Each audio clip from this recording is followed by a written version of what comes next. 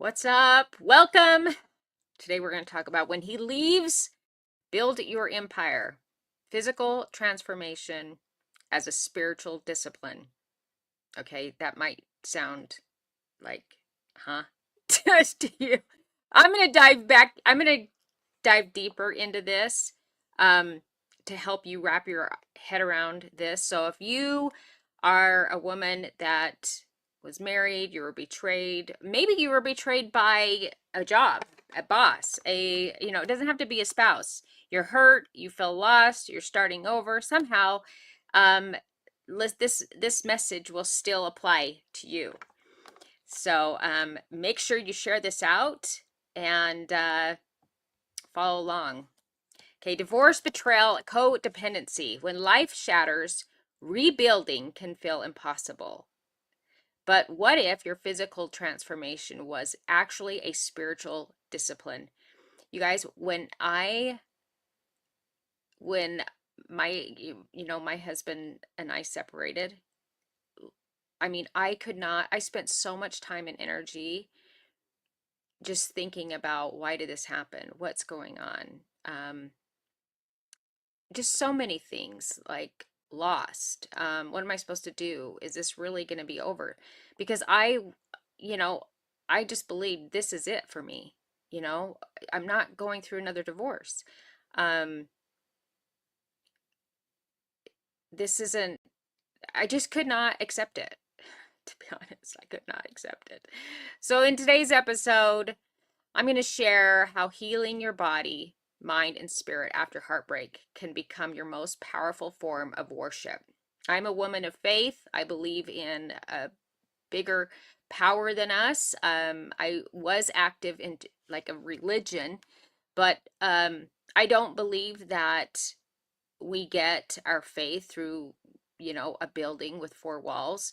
I don't, so I'm a spiritual person, but I don't go to a religion or a building for my religion. Not that doesn't mean I won't ever, but I'm just saying like, I'm still a faithful person even though I'm not going to a church building. Um, you know, comment as I go through this episode, comment. Let's connect because I've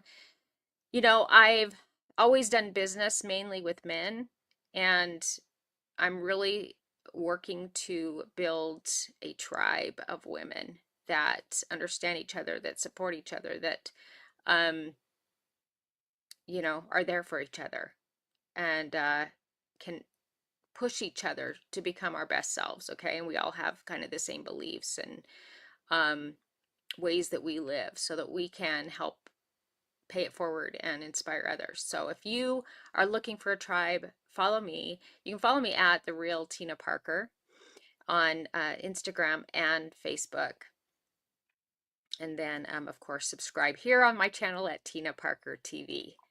So if for women who are emotionally exhausted, I was emotionally exhausted, lonely, or rediscovering independence, this is your roadmap to confidence, purpose, and power. So when he leaves, build your empire. And I'll explain more about what that is. It's not going out and fighting for money. You may be working a job, you may be staying with family, you may be on unemployment. I don't know. But the biggest, most important thing that we can do, women, is build ourselves. And we are the foundation. We can't build outside until we take care of ourselves. So I'm showing up every day with some disciplines, with different things that help me stay aligned with my goals and connecting with others. And so if you need any help or questions about that on how you can start doing that because you need it in your life, I'm here for you. I'm your girl, okay? So I'm going to share, throughout this some moments or personal things that I experienced as well. Maybe you'll connect, maybe you'll relate, okay? Divorce and identity. When I went through my separation, I I went into state of shock. Like, this can't be happening. I felt like we were so good. We were doing so well. I didn't understand how Like, what happened? What did I do? I felt unworthy. I felt worthy, but then I started questioning, like, where did I screw up? What did I do wrong? I was, I was pushing, pushing, pushing to help support him and his business, doing my business, the house. I'm an empty nester, and so the kids were gone. But I felt like I was just pushing so hard to help provide and give him what he needed. Um, and then, he'd come home from work and, we're both on the couch and you know, the phones take over, all of those things that can pull away and disconnect the relationship. And so then I put up walls. I don't know if you guys are, if you can relate with that. When you start to feel like something is off, something, you feel like there's something behind the scenes going on, that's when you can feel like you want to protect your heart. And so these walls go up. Anyone else out there with that? Um, and then one day it's like it just snapped, and I did put up these walls to where I was like, I can do this on my own. I don't need you, that whole boss babe attitude. Like, I don't need a man. And honestly, that didn't serve me because I believe us ladies, we do need men. Um, they have an incredible role of providing, protecting, and helping keep us feel safe. And I think anyone out there that's kind of like that alpha female, we can we can like strip men from their masculine energy because we're too strong. And so it's important that if you're a leader woman, I was a single mom for a lot of years. So if you're a single mom, you might get this. Like, we were brought up kind of in survival mode, kind of. So we're naturally leaders, and um, when we see things from people that and they're falling short, we step into that masculine energy, and we can kind of, say how it is, right? Well, I think it I think they need to hear it. There's a time and a place. We always want to be cautious and aware of that. You don't want to do it in public. You want to do it in private. I think it's important to keep each other accountable. And that's not about taking away their masculinity. It's just pointing out, hey, you're slipping. Or they do the same with us. You're slipping. This is what I want out of you. But we need to let them lead. Okay. They only one should be making final decisions. Find a man that can make decisions. That's important. We need help building, allowing men to step into their masculinity. We have too many women, I think, in their masculinity, just like boss babe attitude, you know and that doesn't help. I don't think that's what Yahweh wanted. In fact, when we get left, if your husband left, or your boyfriend, or you're in a season of isolation or in the wilderness, like you're all alone, I want you to know that um, Yahweh, God, steps in, and He is the provider and protector. And this is an opportunity to lean into your faith, lean into getting closer to God. And um, as you're going through this journey, that's been my biggest thing, is knowing that He's got my back. And I believe we all learn from these moments, these opportunities, these seasons, even though um, it's like a reality check slapped in your face. It's humbling. Um, you never know when it can happen. So it's important to always have your faith and know that there's a bigger power, and that you can't do it alone. We can't do it alone. So there was a lot of chaos for me. We were living in Virginia, and then, now I'm in Utah. And so, when we finally stop fixing, um, they feel empty because they've forgotten how to choose for themselves. That's what happens when women, we forgot, we've been giving so much that we forget to take care of ourselves. And so this is an opportunity to build your own empire, build your own foundation, Um, here's what happens in betrayal and trust when you have this. Betrayal makes you doubt your own discernment. You start questioning yourself, your value, your own truth, all these things. You replay every red flag you ignored and ask, how did I not see this? But discernment isn't born in peace, it's refined in pain. So if you are in a moment of isolation, you're on your own, you're lonely, this is where you will grow your discernment. It's refined in pain. You can't know what's fake until you've seen the mask fall. We have to let the mask go and humble ourselves and know that there's a bigger creator and he's got our back. He takes care of women and children. Loneliness as refinement. Loneliness isn't punishment, it's purification.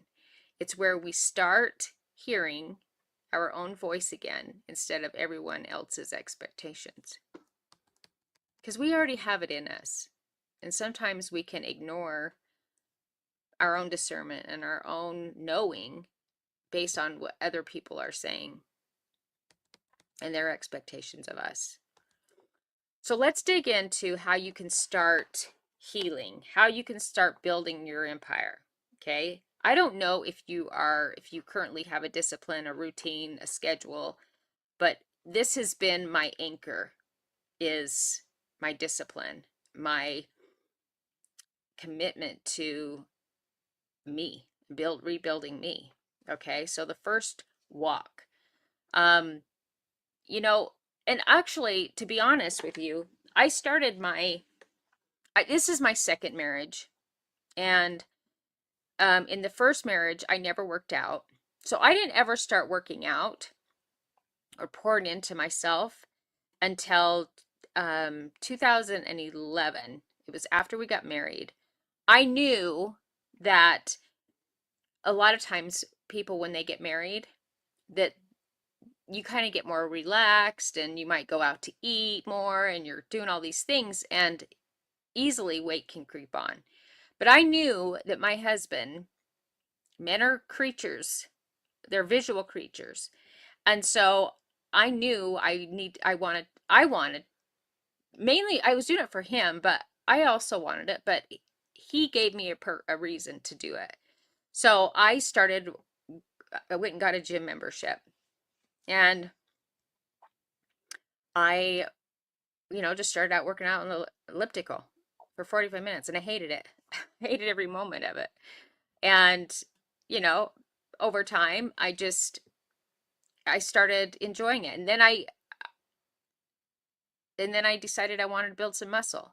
So I started going into the weight area where the men were. And I started loving that. So I started, in 2011 on a mission to just not to like do a show or an event, but just really to get healthy and build a routine and not get overweight. And then I became obsessed over time. I just really loved the way it made me feel. It was my like mental thing. I did it before I went to work. You guys, I got up at 3:30 in the morning so that I could get it in before I would go to my job at the bank. So, yeah, I just remember feeling amazing. So I got strong because I started moving. Think of your workout as like a prayer. Some days the gym became my altar. I didn't go there to perform. I went there just to process. Because in all marriages, or relationships or our lives, um, things can feel heavy. We all experience different things. It's not always sunshine and rainbows. But the gym was a place for me to build my confidence, build my mental strength, build and just process things that's going on in my life. And I just want you to know also that if you have any stored trauma or different things that happened in your childhood, honestly, dancing, movement at the gym, pushing weights, all of that, it releases that energy. That energy is stored in your body. So it's good to release it. Recently I had a video where I was like cussing and just sharing my truth. I think it's good for people to just let it out. Let it out. I don't have that negative energy in me anymore. I just was thinking it and felt it and I just let it out. Like, I think when we hold it all in because we feel like we can't express ourselves, that's where turmoil over time begins to cause more problems. So be one to release it out and then be done, you know? So every rep was a release of anger, shame, guilt, until what I had left was just gratitude. I was so grateful for my strong body, so grateful that I got to go to the gym, so grateful for the gym membership, so grateful that I was married to a man that was hardworking, so grateful I would do my kids and my health, all these things, okay? I felt so grateful.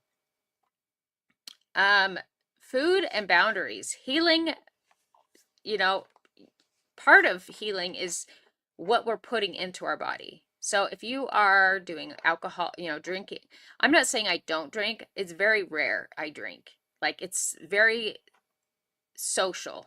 So I might have one or two. I know my boundaries. I don't like to wake up feeling cloudy. I don't like to wake up feeling like I can't perform. I want to make sure I feel clear minded. I feel amazing. So I'm not wasting days. I don't want to waste a day. I've experienced that before. Maybe I got it all out of my system. But once you start, over time, you change your lifestyle, anything that's going to F up your morning routine is a no. It's like a hard no. You know, Even vacations, I was like, I got to work out. It was so good for my soul. So if you're not there yet, I promise you, if you start, you will get there. Okay. And nutrition was part of it. If we went out to eat, I would maybe just have a bite of what someone else is having that's not, part of a healthy plan. And I would choose for my meal something better. Sometimes we split meals, you know. Now I rarely even go out to eat because of what they've got in the food. And it's not even if they do replace the food, like McDonald's has more, they're just announced they're going to have grass-fed beef. I think that's great. I'm not going to go eat at McDonald's though because I don't know all the anything else that they have in their food. You know what I mean? I just know the calorie intake is really high. And I don't like to blow my, you can do that once a month, do it in moderation. But I just think that, oh, really, to keep healthy, and you track and you monitor the amount of calories and your macros, meaning your protein and all that intake. And if you guys ever need more help on tweaking there's some tricks, there's some hacks to um maintaining or dropping weight, that people, they don't teach these things in school. You know what I mean? That's why we have 70% of the US is obese. 70. Isn't that insane? I couldn't believe that. So before I say yes to anything that looks good, but it's like those empty calories, I have boundaries on them. And that kind of goes with your relationships too. Like, cut people, even if it's family, love them from afar. And in food, I ask, like, will this fuel me or is it going to drain me? Is this, because really that happens if you don't realize it yet. There's foods that will actually take the energy out of you.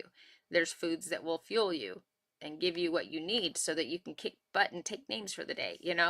So that that question changed how I eat and who it's allowed me to become.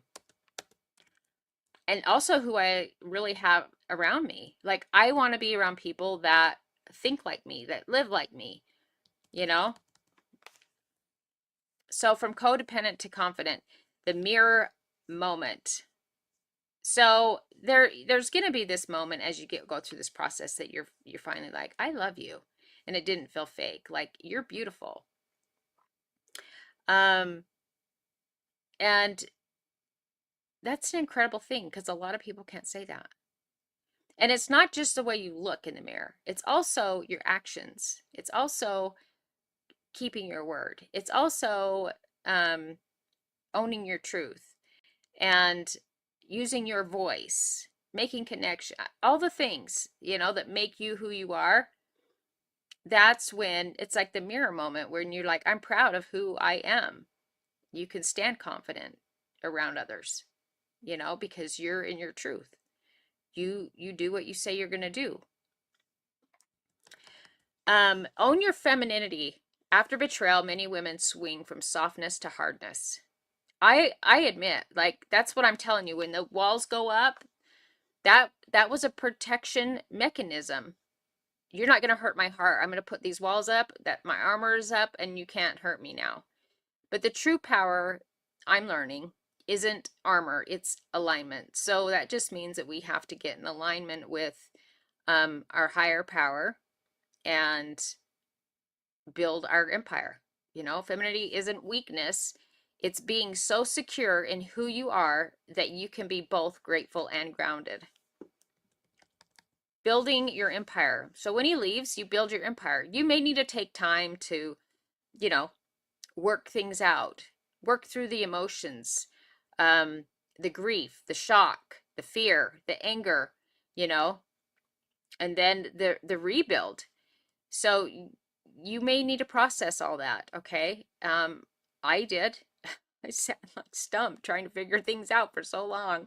And that's just, honestly, that's the part that made me the maddest, to be real. I was like, I can't believe I wasted this much time just sitting here trying to figure out what's going on. Empire starts with a journal. You can write in a journal. Just make sure you wake up with gratitude. And when you're in that situation where you lost everything, sometimes some folks might think, what do I have to be grateful for? I'm going to give you a perspective that changed my life. Waking up is a reason to be grateful. And you know why? Because so many people didn't. Here's another thing. Think of it this way. If you could get $1 million, but never wake up again, what would you want? And people would say, I don't want the $1 million. I want to be able to wake up. I want to be alive, right? Okay, so think of it that way. You know what I'm saying? Every day you get if you're awake, thank you. You gave me another day. You gave me breath in my lungs. You gave me, power and fire and, to make an impact in this world, to have my children, there's just the beauty in this world, the memories, the opportunities, all the things. That's reason to be grateful. So you might want to journal, just jot things down, get it out of your system. Maybe it's a new job or one act of self-respect. Self-respect is taking care of your body. Self-respect is doing what you say that you're going to do. Empires aren't built overnight. They're built every morning that you wake up and you choose discipline over despair. If you follow me, you see I do it every day. It's like discipline. You're not going to mess with my workout, okay? I'm grateful every day, and I'm going to go right after that. I drink my fire water, wakes my body up, fuels my cells, and then I go out and work out. And then I've been coming home, and I'll create content. I'll work on making connections online. I'm doing this show. This is practice. This is, you might think, you know what? No, I have no followers. No one's even following me. You know what it is? It's practice. So who cares if not even one person sees your video, if not one person sees a post, okay? It's about practice. It's about, because what do you want? Do you want to be able to provide for yourself? Everything, AI is going to take over everything. So I'm going to be real with you. You got to learn it. You got to learn it if you're going to be a provider, okay? So, and then just imagine this woman, and who you're becoming, okay? Confident, shoulders, clear eyes, steady breath. She doesn't need to prove anything. She prays, she lifts, she leads. She doesn't care if people see her. She knows. She's shown herself the respect. She knows she's worthy of it. She knows. And regardless, it doesn't matter what anyone else thinks. So then you become no longer bitter. you're built, you're building, you're creating. We got here because of a creator. We're also creators. Get it? It's energy. Okay? It's part of my who I am is, transformative leadership through truth and energy. So then you just tie this, go back to your faith. The world calls it fitness. I call it obedience. Because when you rebuild your body, you're honoring the temple God gave you. Okay. And when you honor the temple, you start hearing his direction again. Does that make sense? And if you look on my Instagram today, you'll see that I posted 5. What did I post? I posted 5. Let's see. 5 wake-up calls every woman needs after betrayal or loss. Okay. Follow me at the real Tina Parker, and you can get those. And honestly, did I talk about codependence? I think I did.